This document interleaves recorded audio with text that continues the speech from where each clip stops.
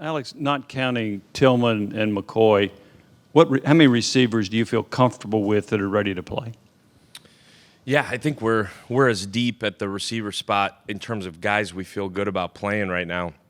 I think they're still continuing to, one, get healthy.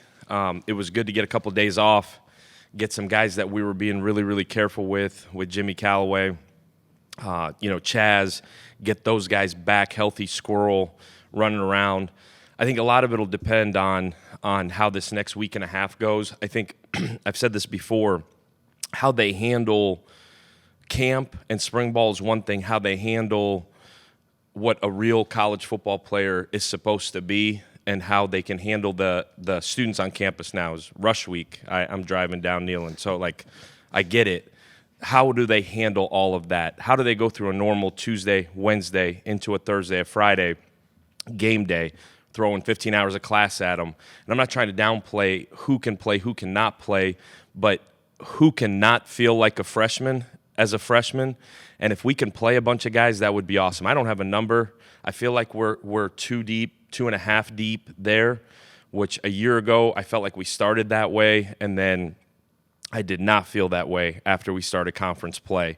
So the hope is that we can be at 8 guys that can roll through, that can keep us fresh so we can play as fast as we possibly can. But that would be the goal, is to have 7 to 8 that can go. I feel that like we do at this point. Coach, back here, especially for the guys coming back in year 2 of this system, how much more efficient have things been in the execution of what you guys want to get done in camp? Yeah, super, super efficient. Like today, first day that we actually split up scout teams. A year ago, first day of scout teams, we spent half the period doing up-downs because the tempo of how scout teams should look was not what we wanted or what the standard is. You're not teaching the standard anymore of how to practice, of, the tempo of what we're trying to do, whether we're trying to slow it down or speed it up. So drastically different. You're having conversations more so about scheme and how you beat a defender in certain looks more so than actual technique within a team period. So you're able to focus on detail of actual plays, of schemes, more so than we certainly were a year ago at this time. I think as we got going, as the year went, I think once the guys understood who we were playing, the difference right now is we feel like we're deeper with how many guys can play. And at the same time, the young guys are seeing the old guys, like we talked about the receivers. Squirrel, Brew, Caleb Webb, they're looking at Cedric and Jalen now. And so there's guys that they can look at and say, man, that's how you do it. Awesome. I'm going to try to replicate it and obviously get better. So drastically, it's easier in year 2. The expectations are also higher and the standards are also higher. So our job as coaches, hold them to that standard. And then if they don't achieve the standard, put their feet to the fire. I know you have a little bit more time to game plan, turn the attention to Ball State quicker than you would in a normal game week. Does that change anything for you when you're drawing up, kind of your offensive game plan to have that extra time? And then where do you feel like you are at the tight end position? Obviously, I know you have 2 guys set up, but where's Miles at after fall camp? Where's Charlie at after fall camp? Yeah, so from a game planning standpoint, the way we structured it this week is a mock game week for us. So we're treating today as a normal Tuesday, tomorrow as a normal Wednesday. We're game planning as if we were on a short week, or on a normal week, I should say, and then we'll repeat it starting with Sunday. I think my only point to our staff was, let's only put in what we know for sure we're going to want to do. I think inherently when you have more time, it's like a bye week. You put in a bunch and then take stuff out, and I've always thought that was backwards, but I've also been guilty of doing the same thing. So really a base game plan today, normal down the distance, tomorrow, tight zone, third downs, and then Thursday, Friday will be our normal Thursday, Friday prep going into a game week, and then we'll repeat it again next week. So we're treating it like a normal game week. I think for the guys, especially guys that weren't with us a year ago, it gives them an idea of how fast it goes. Morning practice team, Tuesday gets on you really, really fast, both as a coach and a player.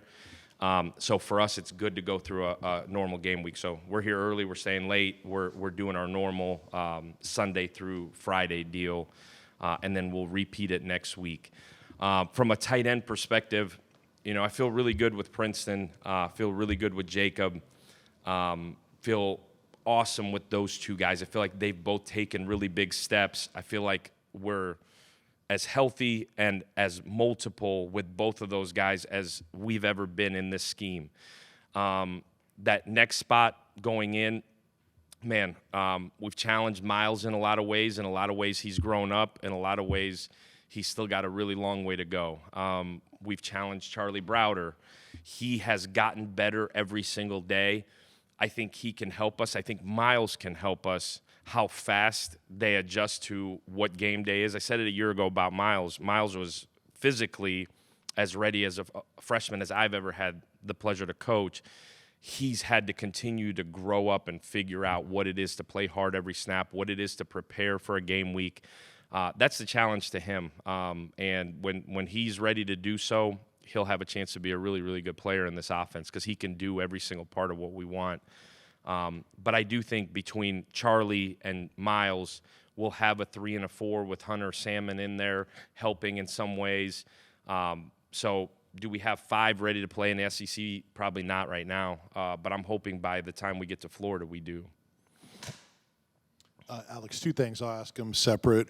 One, how good is your group of wide receivers at making those decisions with their routes, the choice routes, and being able to read the coverages and making the right decisions in sync with the quarterback? How do you feel about that with your receiving group? I feel like that's a big part of what we do offensively. We work that a ton. There's been so much time on task over the last 2 years on that. I feel like they're as good as they've been in 2 years. Obviously, as you bring in new guys, those guys got to get used to it and grow and get on the same page with the quarterbacks. That's probably the biggest part of what we do in that realm in our vertical passing game. But I also think it's just a part of what we do. We spend a lot of time on that. We spend a lot of time on everything else we do in our vertical passing game, our play action pass game. But those guys getting on the same page, all the routes on air through the spring, all the routes on air in the summer, we try to put a huge emphasis on that for those guys to see it the same and be on the same page timing-wise. And what specifically can you tell us about Ball State defensively that you've been able to see? Yeah, Ball State defensively lost a ton. It's a little bit more difficult to watch than you want to because you're watching scheme, and a majority of those guys are gone, whether they were seniors, transfers, whatever the case may be. So you've got film, personnel film on guys from all over the place in terms of where they came from, so you could see what guys' body types are and what they are. Schematically, you're watching the film, but again, constantly talking through it with the guys that, hey, that body that you see is not actually the body. They bring a defensive lineman back that's a good player. I think the heart of their defense is their Mike linebacker. He is back, led the team in tackles a year ago. I think he had 107 tackles. He's all over the place, doesn't ever come off the field. And then they got a corner that played a ton 2 years ago, didn't play as much last year, I think is a good player.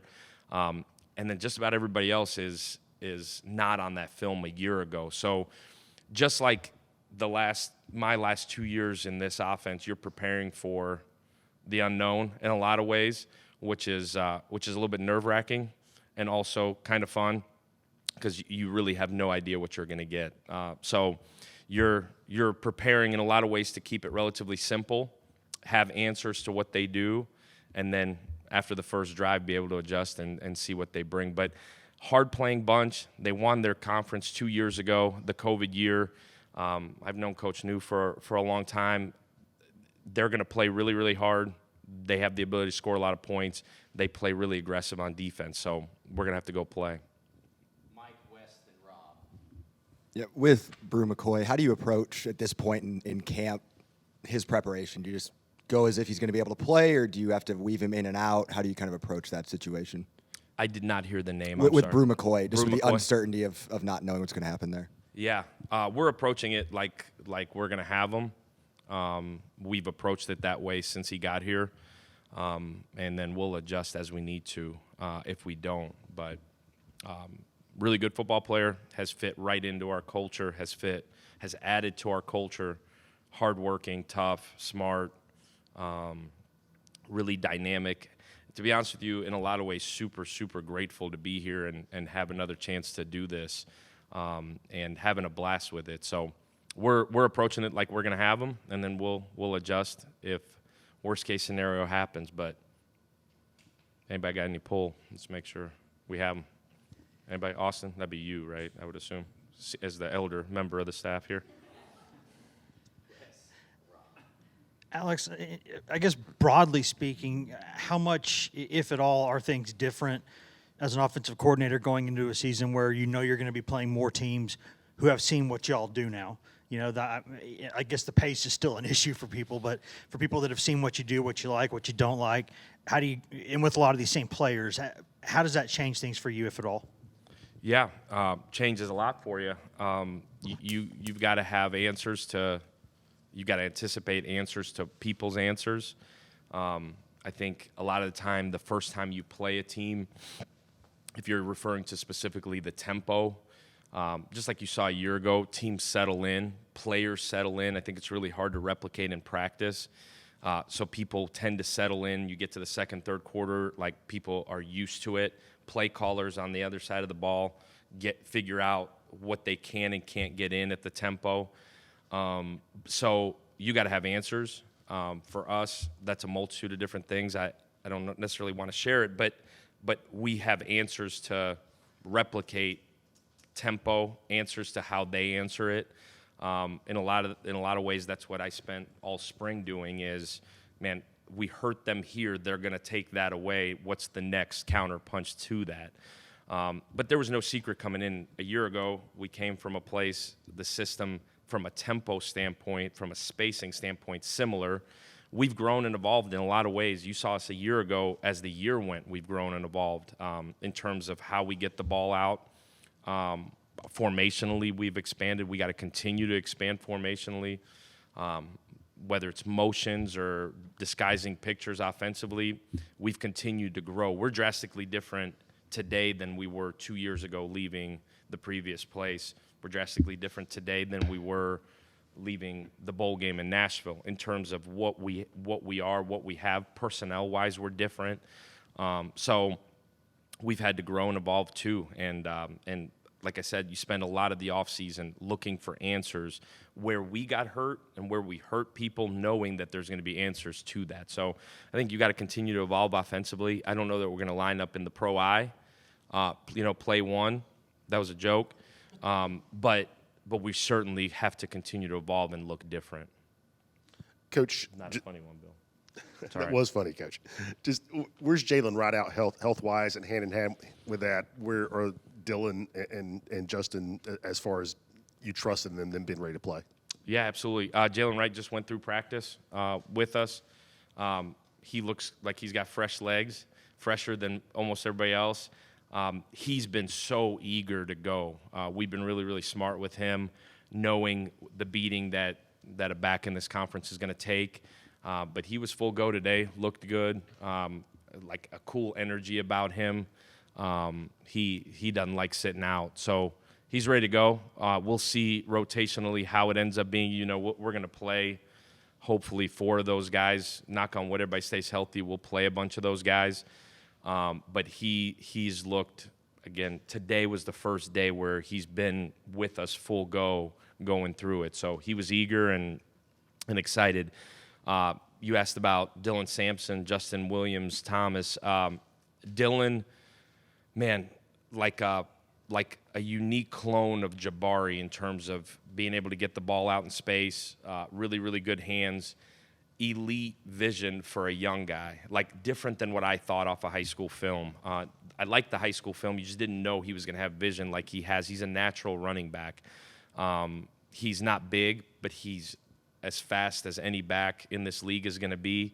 So our job with him is going to be to get him in space and let him go hit home runs at whatever point that allows us to happen. Justin, different back. Justin has had to evolve and grow into that role. He's bigger. He has learned how to play more physical. He's still learning how to play like a true big back. And his growth has been a little bit slower than Dylan's, but he's shown monumental growth as well. I still think, again, with any freshman, until they get in there under the lights and see what it actually is with no coaches on the field, it's really hard to guess what they're going to be. But he's shown really, really good steps to growing. So I'm happy with where both of those guys are. I think they can both help us in different ways. Again, with a back like Dylan and Justin, both being young guys, my main concern is always the protection part of it. There's no like redos in protection on protecting the quarterback. So that's the biggest focal point for those guys, is making sure they're good on the tempo which we play, picking up quarterback pressures and being able to protect the quarterback. If that part is good, those guys will both be able to help us a ton this year. Alex, with the departure of Lynn J. Dixon, you kind of touched on it a little bit, but how does that change the outlook of the depth in your running back room? Yeah, it would be the same as it was 14 days ago. So we got who we got. We're excited about who we got. Again, I feel like we hit on both of those freshmen. Didn't know until Dylan got here in June if we did. So we feel like we've got 4 guys. Patrick Wilk, for a walk-on kid out of Nashville, he's taken a huge step forward. He got a bunch of work with Jalen Wright being out. Confident with him, comfortable with him.